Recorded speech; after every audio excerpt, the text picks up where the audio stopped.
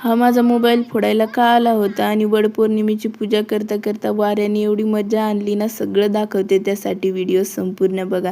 तर कसे आहात मित्रांनो, आज होती वडपौर्णिमा आणि सकाळी सकाळी आईने मला हे काम लावून दिले, ते म्हणजे तिचं ब्लाऊज शिवायचं.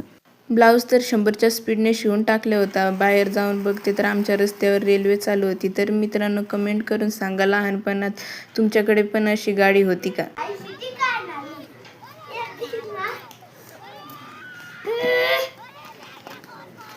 आता ही वहिनी आणि बहीण मी व्हिडिओ काढत होते तर मला कशा भांडत होते ते ऐका.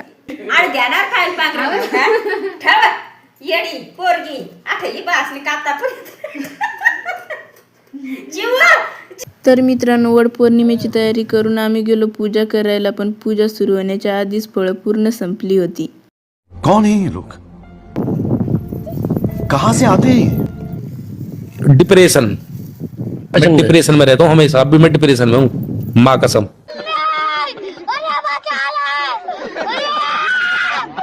वाऱ्याला पण पूजा मान्य नव्हती आणि दिवा पण पेटायचं नाव नव्हतं घेत. मग काय, दिवे न पेटता कशी तरी पूजा केली आणि वडाच्या झाडाला धागा बांधून त्यांनी फेऱ्या मारायला सुरुवात केली.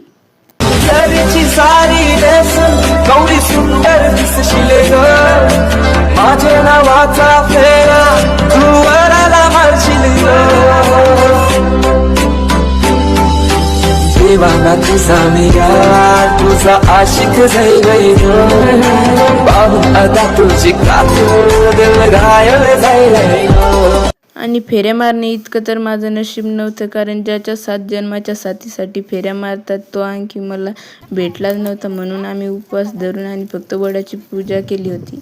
तर मित्रांनो, व्हिडिओ कसा वाटला कमेंट करून नक्की सांगा आणि लाईक करायला विसरू नका, फॉलो करायला विसरू नका. भेटूया पुढच्या ब्लॉगमध्ये, तोपर्यंत बाय.